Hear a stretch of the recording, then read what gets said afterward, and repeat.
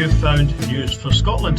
This is episode 3 in our new weekly podcast. Top news from Scotland and around Europe. Coming up, Starmer, is Labour right on Gaza?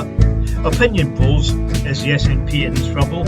Hydrogen, is it the new miracle fuel? We have a story on that. What about the missing WhatsApps? Anything to see here? John McClane 100th anniversary, the song contest. There's so much. I think you should just sit down and listen. It's news where we are. Okay, and first up in episode 3, we've got top stories coming up from the week ending the 3rd of November. I'm Hugh, Stewart. First story, Scottish Games Week. Computer gaming is big business, and Scotland is an important player, as it were, in the economic sense. To celebrate and stimulate the games business, Scottish Parliament the other day held a members' business debate on the games industry, opened by Claire Adamson, MSP, and here's a part of her speech. There's a plethora of exciting events still to come this week until the 7th of November, so please do get involved where you can. So why is the games sector underrepresented in our public policy? And crucially, how are we going to change that? The games industry is the largest entertainment media in the world by some distance. Global market revenues stand at $214.2 billion with a projected annual growth of 8.4%. The sector eclipses traditional entertainment media, worth more than the music and video industries combined. And the headline figures paint a picture of a colossal economic potential. But the games sector is much more than that. The games sector is an ecosystem. And if we can support the games ecosystem in Scotland to thrive, it will bring enormous benefits to our society, economically, and yes, socially and culturally too. We all know the big players. We're not far from one of them. But I'm interested in looking at not the big players, but the big picture in Scotland.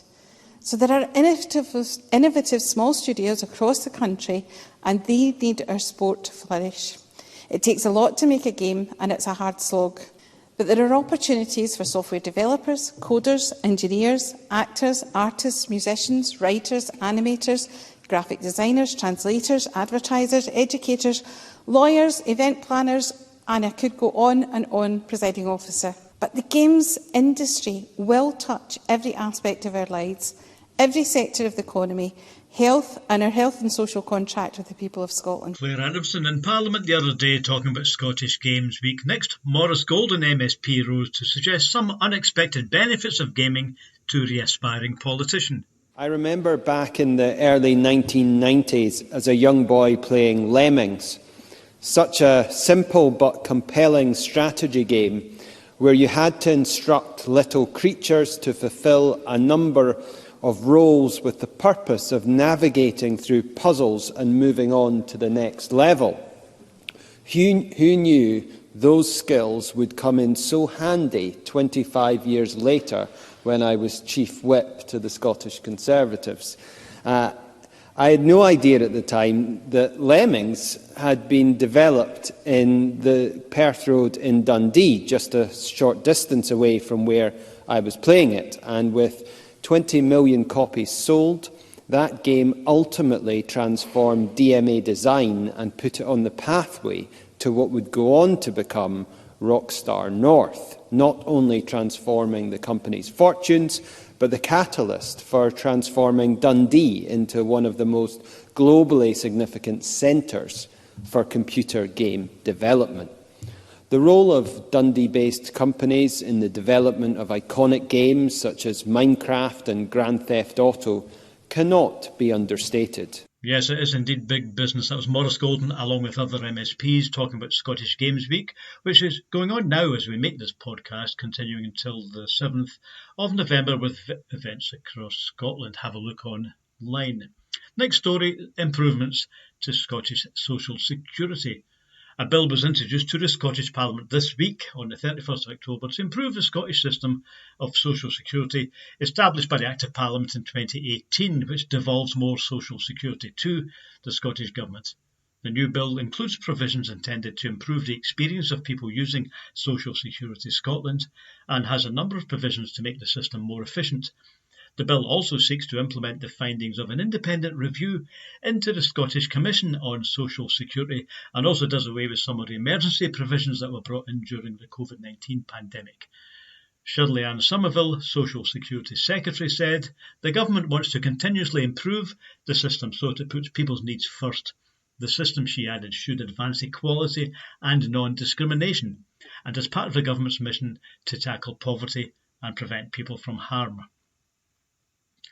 Higher fees to keep dentists in the NHS. Scotland's Public Health Minister Jeanette said that this new payment scheme is to incentivise dentists to remain in the Scottish NHS to provide long-term sustainability to the sector and to improve access. For patients, replacing the existing fees with a new improved set will allow dentists to provide a full range of NHS care and treatment, while those unable to pay will continue to get help. She said all patients will continue to receive free NHS dental examinations, and she wants to assure those who are exempt from NHS dental charges, including children and young people under 26, and some people on benefits, that they will continue to receive free care and treatment. People on low income are also eligible for support, and details of that are on NHS Inform. Dentists, of course, run their practices as private businesses and don't have to be in the health service at all. But in Scotland, 95% of the population does have access to an NHS dentist. In Scotland, there's 54 dentists per 100,000 of the population, compared to 42 in England. Also, according to recent figures, 18% of Scottish dentists were taking on new NHS patients, compared to only 9% in England. Assisted dying, should it be allowed in Scots law? It's been debated in the Scottish Parliament before, but no decision has been taken. Yvonne, one of the News for Scotland team, believes it's time to look at this again. Earlier this week in the Isle of Man, a momentous decision was made to allow assisted dying to take place on the island under certain conditions.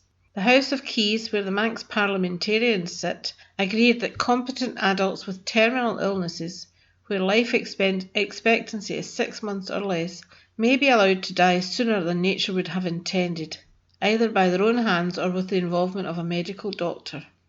This right would only apply to island residents of at least 1 year standing, which would reduce the risk of what is known as death tourism, a term used often to describe people who go to Switzerland and other countries which allow euthanasia. In the Isle of Man, individuals will be able to request that their doctor administer the legal injection in the process known as euthanasia. Of course, at present, the bill is not in a position to be enacted. There are several more stages to go through, and there have been some objections to the proposed changes. It is a highly emotive issue and is at present still illegal in the UK as a whole, although there are moves afoot to change the law across the country. Currently, countries such as Switzerland, New Zealand, Austria, Portugal, Spain, and parts of the United States and Australia permit assisted dying, with certain strictures in place. In recent years, even some religious leaders are now saying that they would not object, although, yet again, there are criteria they would expect to be strictly adhered to. Recent polling across the UK suggests that some 65% of those polled would favour some form of assisted dying to be permitted. I should express an interest here as my own brother, who had terminal cancer, chose to be euthanised. He was just 60 years old. As a resident of Holland of many years standing, he was able to take advantage of the legislation in that country.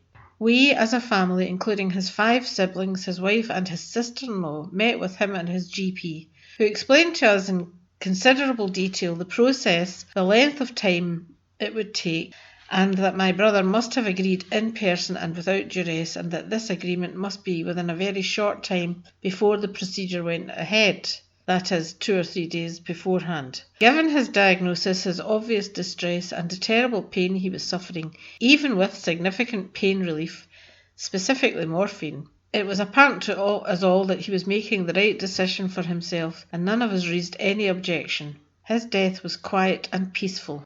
Some of you may remember that it was the wish of Margaret MacDonald, a well-known Scottish politician, initially involved with the SNP and later as an independent, who also developed a terminal illness, Parkinson's disease, that assisted dying be allowed in Scotland, and she brought a bill to Holyrood on that issue.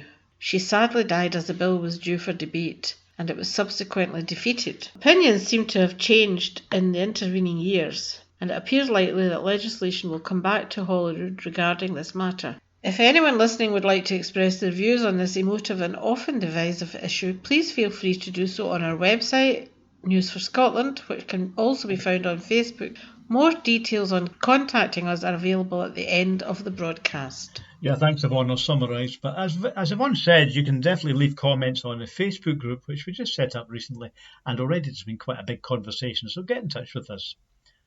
Robert Burns said a man's a man for Orat, but you couldn't get a gender recognition certificate, let's just call it a GRC, in his day. Last year, senior Scottish judge Lady Haldane ruled that sex is not limited to biological sex, implying that a man with a GRC is a woman in law. That ruling was taken to appeal by the campaign group For Women Scotland, who were represented in court by Aidan O'Neill KC, and the ruling at the Court of Session backed up what Lady Haldane decided last year. In Aidan O'Neill's opinion, this ruling gives men more rights than women. The issue concerns the Equality Act of 2010, which makes it an offence to discriminate in employment and in other areas if the victim belonged to one of the 9 protected groups. The law calls them the 9 protected characteristics. 2 of these are sex and gender reassignment. In the court's ruling, a man with a GRC would now have a double protection, both in gender and both as a gender and sex reassigned person, and also as a woman, which he now is. For Aidan O'Neill, this would create a legal minefield. The organisation Sex Matters are worried that women will no longer be able to keep men out of women-only spaces or clubs because a man with a GRC is now a woman in all legal senses. Lady Haldane had already stated last year that, for example, a public body seeking a 50-50 male-to-female balance can do that by including trans women, i.e. men with a GRC, on the board. The Sex Matters group are also worried that women's existing rights, for example, to avoid discrimination in pregnancy, may be undermined because trans women can't get pregnant. For Women Scotland are taking legal advice to see if they can make any further appeals. Now let's look at the economy in Scotland. Dismal growth in Scotland, UK and in other parts of Europe. Scotland's onshore economy, not counting oil and gas, grew by 0.1% in August, according to latest figures from the chief statistician. It's thought that growth in July was about 0.5%, following a 0.1% fall in June. These numbers are often revised later. The services sector accounts for 3/4 of the Scottish economy and grew by only 0.5%. On the other hand, output from the production centre actually fell by 1.1%. Over in mainland Europe, the German economy also shrank by 0.1%, while France managed that amount of growth. Inflation, however, is well on the way down for the Eurozone, falling sharply to 2.9% in October, and that's down from 4.3% in September. Scotland's inflation, which is identical with that of the UK, remains high at 6.7%, the highest of all the rich nations. UK economic growth, hampered by Brexit and other factors, was also a dismal 0.9%. And today the Bank of England agreed to keep interest rates at last month's already high level of 5.25%, still making life very difficult for many on a mortgage. The bank does not expect inflation to fall to the normal level of around 2% until 2025. Up to then, economic growth will probably be close to zero.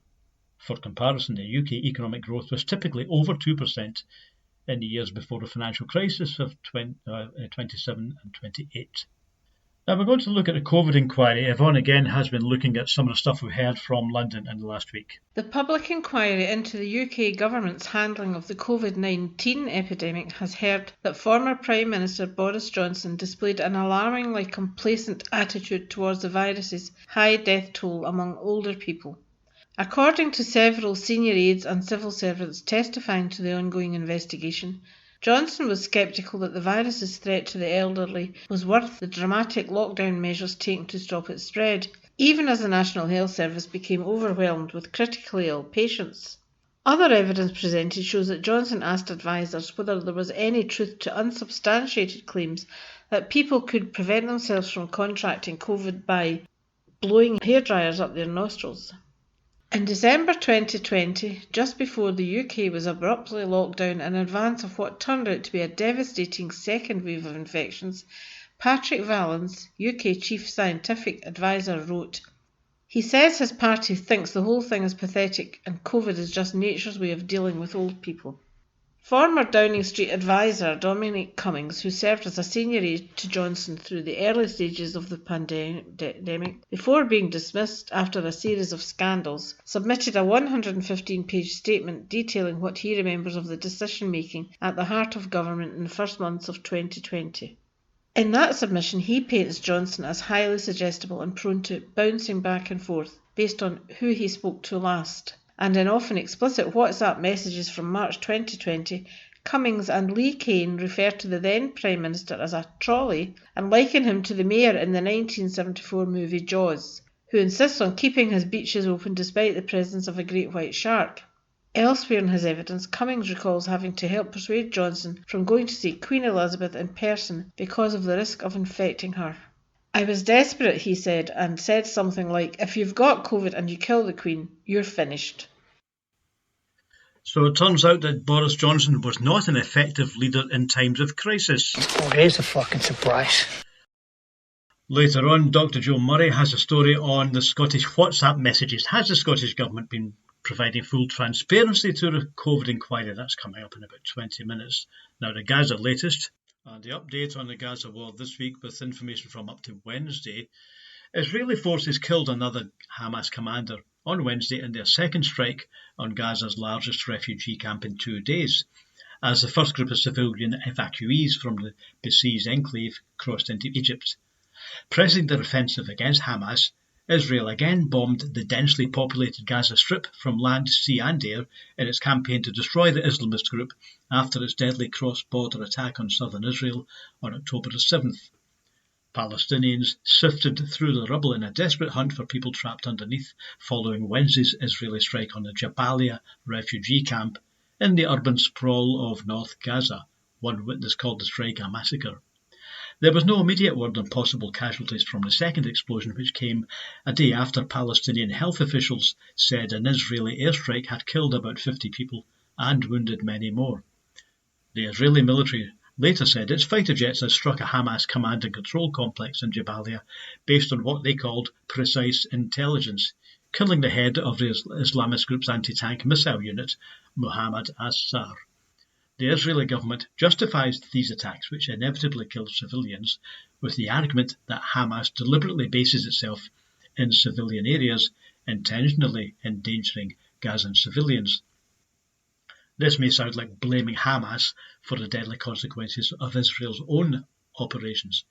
Critics of Israel have pointed out that Gaza is a small and densely populated area where civilians often have nowhere to hide. Some people with foreign passports are now being allowed out of Gaza. Fatih Abu al-Hassan, a US passport holder, described hellish conditions inside Gaza without food, water or shelter. He said, "We open our eyes on dead people and we close our eyes on dead people," as he waited to cross into Egypt. Wednesday's evacuees included at least 320 of the 500 on the initial list of foreign passport holders, as well as dozens of severely injured Gazans. Nahid Amutahima, the director of Gaza's Nasser hospital, told Reuters that 19 critically injured patients from his hospital would be among the evacuees, as they required advanced surgeries that can't be done in Gaza because of lack of capabilities. Gaza border officials said the frontier would reopen on Thursday, that's today as I'm speaking, to let out more people on a list of foreign passport holders. A diplomatic source briefed on Egypt's plans and said that 7,500 foreign passport holders would be evacuated from Gaza over the course of about 2 weeks. It's thought that the population of Gaza before the war was about 2.2 million. Starmer's not for turning. UK Labour leader Sir Keir Starmer on Tuesday rejected calls within his party to press for a ceasefire between Israel and the Palestinian group Hamas, saying he supported the immediate humanitarian pause to ease suffering in Gaza, but doesn't believe that's a ceasefire. In an attempt to ease the concerns of some of his MPs, officials and party members that Labour is losing votes among its Muslim supporters, Starmer said he backed international efforts to renew the political process in the region. But he said a ceasefire at this stage would leave Hamas with the infrastructure and capability to carry out exactly the sort of attack it launched on the 7th of October on Israel. And he said that the immediate humanitarian pause was the only credible approach. He said, while I understand calls for a ceasefire at this stage, I do not believe it's the correct position. He said this in a speech to Chatham House, the think tank, adding that such a move would freeze the situation. Is Labour right over Gaza, Hamas?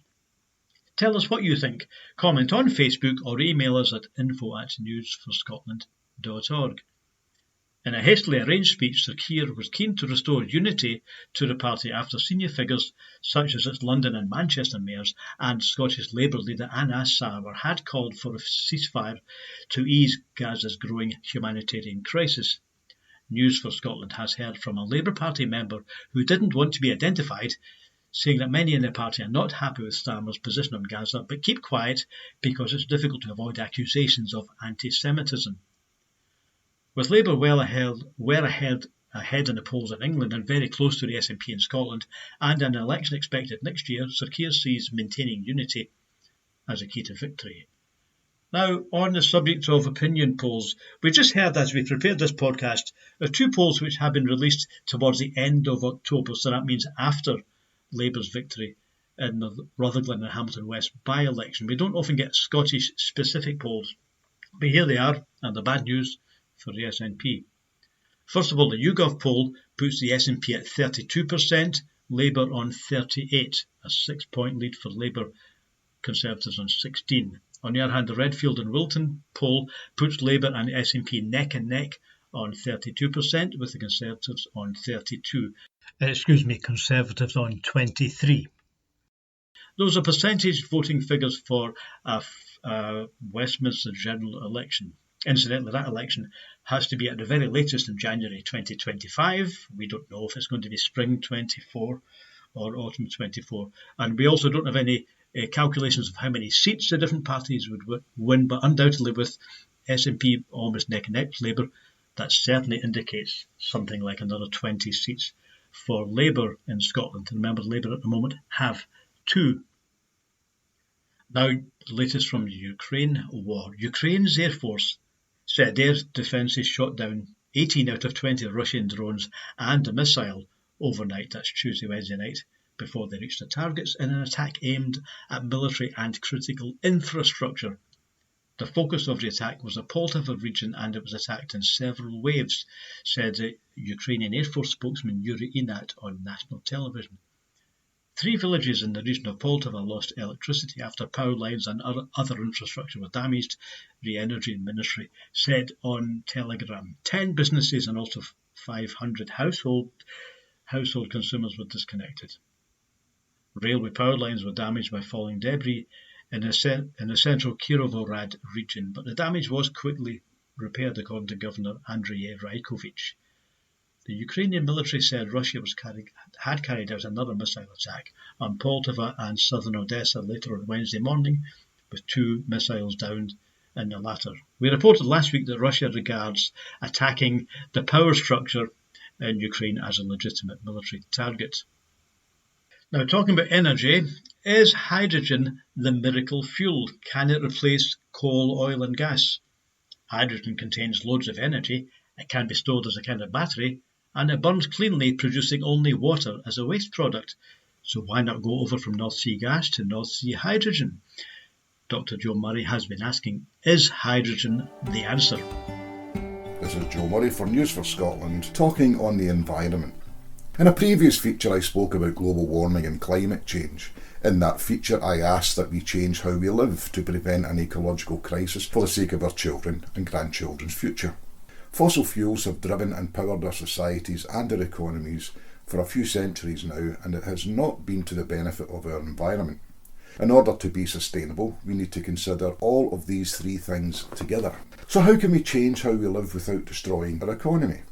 We are told economy is central to society, that it is the most important thing, while our environment is continually paid scant attention. This is the way we look at things these days, and sustainability too often means affordability. These are not the same thing.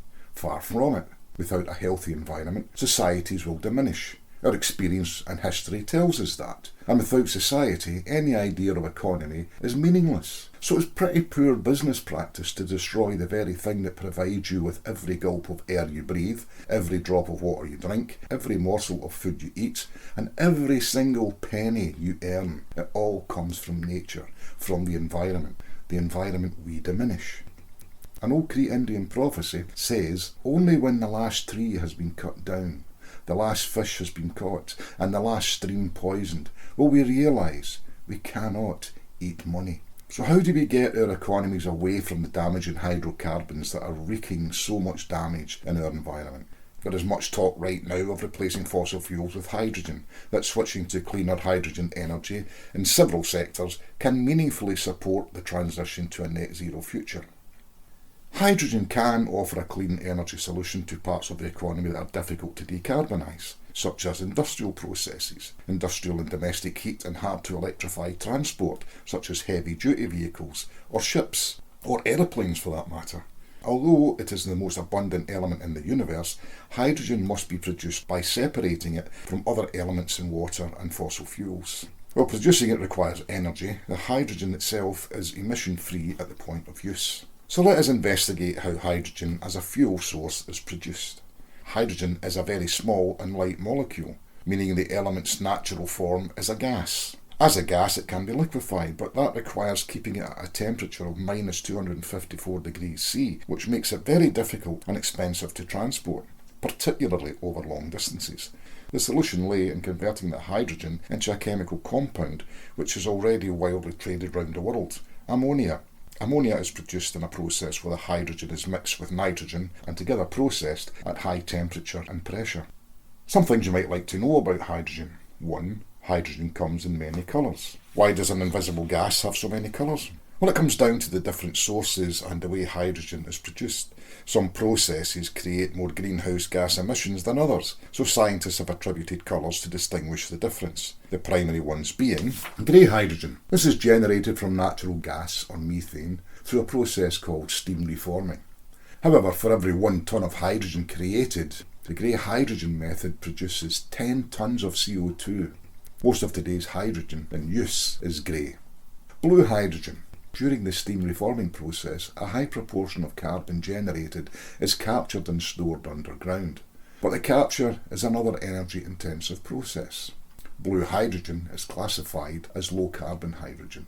The process for green hydrogen is powered by electricity from renewable resources to split water molecules into hydrogen and oxygen. Green hydrogen is classified as carbon-free hydrogen. The prospects for hydrogen looks good because it can be used in several sectors. Its most likely uses are as a clean chemical feedstock for energy source in certain hard-to-abate sectors. There are also lots of ways to produce it. Now, as it becomes more widely used, costs will inevitably come down. To achieve net zero, renewables will have to provide a greater share of global electricity. However, renewable energy production fluctuates depending on the weather. In this context, any excess electricity could be used to produce green hydrogen, which then becomes a form of renewable energy storage. Hydrogen is versatile because it can be used as a fuel source in several sectors and can be compressed into gas or liquefied to make it easier and cheaper to transport.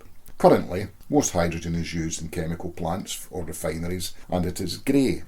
If this were replaced with blue, or even better, green hydrogen, it would cut carbon emissions significantly. Hydrogen also offers a solution for net zero home heating. While electrification has received government policy boost in the UK, electric heat pumps may not suit all properties. Hydrogen could be a solution depending on location, cost and availability of supply. In future, it may be simpler and easier to replace a gas boiler with a hydrogen-ready one.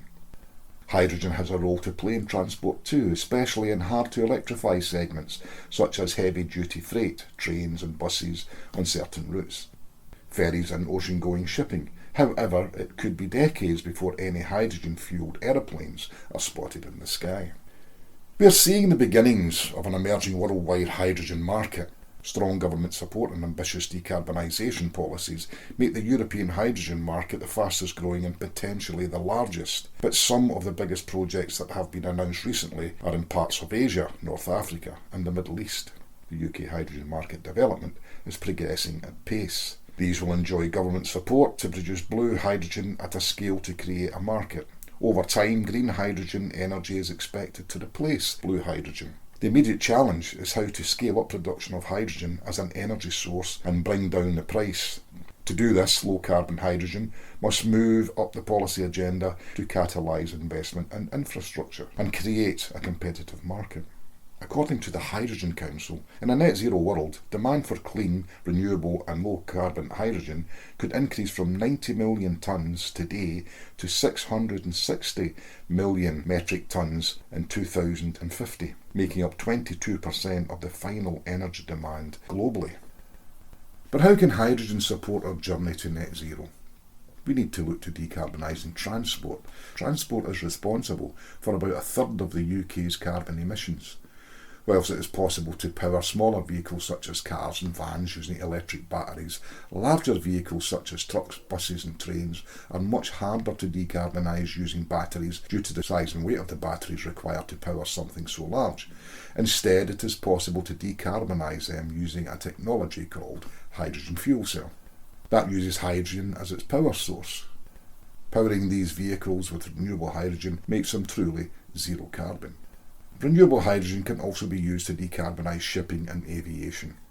Here in Scotland, inspired by the Green Fuels for Denmark project, Edinburgh Airport, in partnership with a Danish company Ørsted, has begun plans to make Edinburgh Airport one of the most sustainable in the world, mapping out a route for the airport to meet its goal to reach net zero by 2040. This, of course, will play a crucial role in achieving Scotland's net zero ambitions by 2045. Edinburgh Airport will make use of green technologies, including new hydrogen fuels produced at scale from offshore wind farms to eliminate carbon emissions from the airport and the aircraft that operate from it. This includes its service vehicles. So, hydrogen fuel, especially green hydrogen, points the way to a possible cleaner and healthier environment. But let's not relax and celebrate yet. This is just one of the many things we need to do, or stop doing, if we are to reverse all the damage we are doing and to restore natural balance to the planet. So until next time, thanks for listening. I'll now hand you back to Hugh in the studio. Thanks, Joe. One more feature from Joe coming up about the missing WhatsApp messages. What's that all about? But before our next story, I'd like to play the banjo for a wee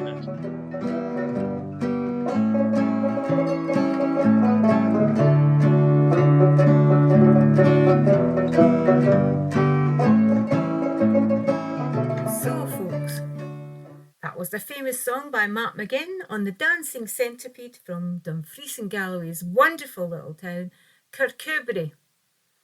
Most tourists come to Scotland, or even Scots themselves, they head for the Highlands for their blasts of scenery. Perhaps for us matured women, like cheese, we get better with age. Actually, whiskey is probably a better comparison. We are off to the Highlands in search of that red-headed gorgeous hunk of romance, Jamie from Outlander. But ladies, don't you know, we have Jamie types all over our fertile farmlands, our dense, tall woodlands, our towering mountains, our breathtaking beaches, and of course our cold lochs, to bring you straight back to Presbyterian reality.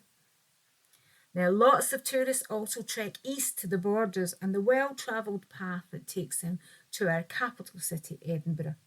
It's indeed a fine place, Old Reekie, with its history and culture, an array of cafes and bars for all tastes. But I'm going to argue, as the Pet Shop Boys did before me, go west, southwest to be precise, and take yourself to Dumfries and Galloway, or Stewart to be precise. There are lots of magnificent woodland walks and hills to climb, beautiful beaches, historic towns showing the lowlander history of this magnificent country. One such town is Kirkcudbright, a royal borough since 1455, lies southwest of Castle Douglas and Dalbeattie. two other great places to visit. It's on the River Dee, about 4 miles from the Irish Sea. It has a toll booth, which is now an arts centre, a McClellan Castle to visit, as well as Broughton House, home of the Scots impressionist Edward Hornell, the Stewart Museum, and a whole litany of arts and crafts workshops and studios. In fact, follow the brown signs, as this is indeed an artist town. It also has several churches worth visiting, and it is said that St Cuthbert's remains were moved there. It's been a fishing harbour for many centuries and still has some beautiful local fish to be gotten there. One of the highlights of my visit to Kirkcudbright was the farmers' market, with lots of fabulous local produce to buy. It's on the 4th Sunday of the month, and check their Facebook page for locations, as sometimes it has to be moved because of adverse weather. No such thing, I know, it's just whether or not you've got the right coat on. The market has been going since 2014, and it's a great boon for local producers. The next market will be on the 26th of November, and this will be the Christmas event. Santa will be coming up the River Dee on a boat to the harbour stage, and a special guest will switch on the Christmas lights. Still to be announced who that special guest is. This is your time to grab a last look at the autumn beauty in the area and support well-made local produce. It's environmentally sound to shop local, as we all know. It doesn't have to be shipped halfway across the world, and you also know the makers, so they're not exploiting some poor wee wains in a factory in a distant land. It also makes economic sense, as you are putting your pound, dollar, yen into the local hands, and you are very unlikely, and it is very unlikely, that they are squirreling away that money in some Cayman Island account. Instead, those local producers who you bought the lovely goods from are spending it locally, and the money is staying in the economy, mostly anyway. I know that's simplistic economics, but hey, there's only so much economics a girl can take. This girl anyway. The October market also featured local musicians as part of the Kirkcudbright Food Festival, and was an absolute joy to witness. The very talented Cherry Pinks were a delight, as were the other musicians who contributed to the general atmosphere of fun and display of local talent. The market has been supporting the Under-18 Acoustic Cafe, and the talent is bursting out from this endeavour. This, along with the sumptuous street food stalls, made it a rather fabulous Sunday. If you partake of a fortified drink or two, there are lots to choose from, such as the gin from the Crafty Distillery. It's not just whiskey we do well in Scotland, you know. We do many a mean gin, and this one ranks as one of the best. Or there are the Five Kingdoms, or the Sulworth Brewery for beers named after the Galloway landscapes, or Steelhead Cider, both excellent according to my husband, who has lived in Suffolk and knows his way around many a cider, I can tell you. Why not try the Damn Fine Cheese Company's wares? And not actually the name, not just me saying it, although it is absolutely. Or try Annette's Baking. Very good. I'll give you a tip. Buy 2 cakes. You really don't want to share anything Annette makes. Or some scrumptious mutton pies from Annan Water. The choices are hard to make, but whatever you won't be disappointed, because they're all absolutely scrumptious. There are also some lovely craft objects on sale, such as handmade soap or jewellery. All in all, the market is doing a really good job at promoting farmers and producers from Dumfries and Galloway. So, it's not the Highlands, and you won't meet Jamie, but Dumfries and Galloway is a hidden gem worth a visit. Kirkcudbright especially is worth a wee trip, if not for the wonderful produce. Also take in all the magnificence of the surrounding areas. The seascapes, the hills, the woodlands, the dark skies for skies gazing at night. And I nearly forgot, you must have a visit to Kirkcudbright Planetarium. There is more to a visit to Scotland than a trip to Edinburgh and a train to Oban. Or 6 seasons of Outlander. I really do wish I'd written that book. That would have made a lot of money.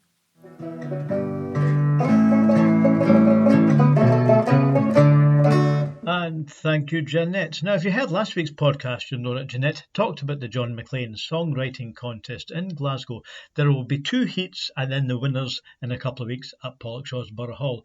But the first of these heats with 8 songs being performed. That's this Sunday, the 5th of November, at Lynch's Bar in the East End of Glasgow. That's at 1:30. Then I assume the other heat must be the week after, but I'll tell you about that next week. Now, just before we move on to our last story tonight, I spoke the other day to Gordon Guthrie at the Edinburgh Cine and Video Society. The ECVS has been teaching the skills needed to conceive, to write, to film and act and edit a movie since 1932. They're actually based in a wee movie theatre in Fettes Row in Edinburgh's Old Town. The theatre and general facilities could do a refurb, so the ECVS are holding a special fundraising evening on the theme of the classic Scottish comedy Whisky Galore. And on Sunday, the 12th of November, food writer Rachel McCormick will lead the participants through a whisky tasting with the help of Coburns, the celebrated Leith wine merchants. That starts at 6:30. That's Sunday, the 12th at Fettes Row in the capital. And talking about the movies, we've just heard about a special event in Glasgow next week, a Loch Ness themed event. Yes, it's true. More about that in next week's podcast. We hope to be able to interview the producer.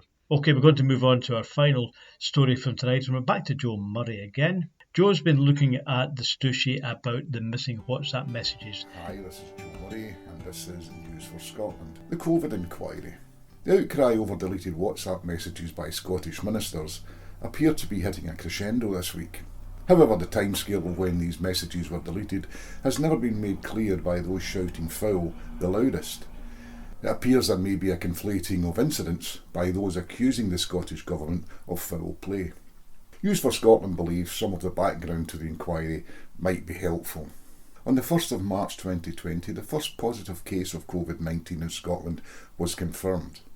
By the 11th of March 2020, the World Health Organization had classified the outbreak as a global pandemic. On the 14th of December 2021, the Deputy First Minister announced that the Honourable Lady Poole would chair the Scottish COVID-19 inquiry, which was set up to establish the facts and learn the lessons of the strategic devolved response to the COVID-19 pandemic in Scotland. The official set-up date for the inquiry was to be the 28th of February 2022. The COVID-19 Inquiry Scotland issued their Do Not Destroy letter on the 5th of August 2022 to 152 organisations and individuals it considered may hold information relevant to the inquiry's work.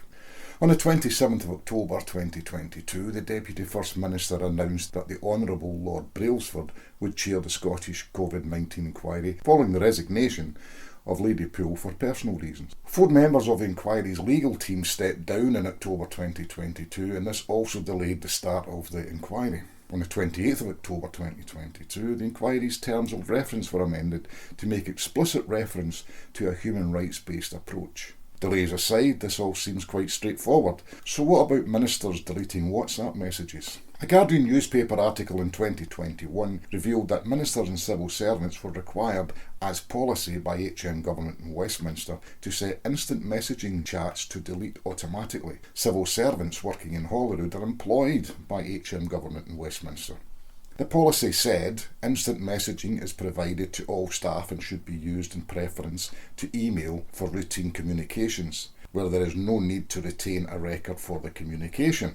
Instant messages, history and individual and group chats must be switched off and should not be retained once a session is finished. If the content of an instant message is required for the record or for an audit trail, a note for the record should be created and the message content saved in that.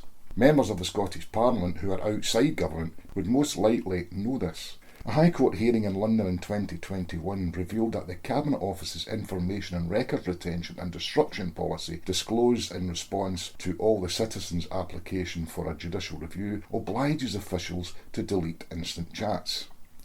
The Good Law Project and not-for-profit organisation All the Citizens, founded in 2020 in the wake of the Cambridge Analytica scandal by Pulitzer-nominated journalist Carol Cadwallader, says the use of disappearing messages, which has been described as governed by WhatsApp, violates British law and public records and freedom of information. Its legal challenge came amid concerns that the likes of WhatsApp and Signal, which have a disappearing message option, are being used to avoid scrutiny of decision-making processes, including on significant issues such as the Westminster Government's coronavirus response. All the Citizens say making a separate note, as opposed to preserving the actual message, is insufficient to comply with the law. The case was dismissed in April 2022 by Lord Justice Singh and Mr Justice Johnson. However, the UK government said that some of its policies would be rewritten in the light of the court's judgment in this case. Auto-delete was a policy, albeit not binding in law, by HM government at Westminster for all to follow, including their civil servants in devolved governments. So the real question is, do Scottish ministers or their civil servants continue to delete messages after the inquiries do not destroy order of 5th of August 2022? That appears to be the time frame that matters to this inquiry, and at the moment no one actually knows the answer. It is hoped the COVID-19 Inquiry Scotland is able to answer it. You have just heard the third episode of News for Scotland. Thank you for listening. We'll be back next week. This is Hugh Stewart here, thanking you for listening and reminding you that we are available at info@newsforscotland.org and also on a Facebook page. We really would like to hear from you. What do you think of the shows? Is there anything else we should be featuring? A lot of people have been commenting already on Facebook, so we want to hear what you think. If you've got a story, send it to us. This is Hugh Stewart. Thanks for listening. See you later.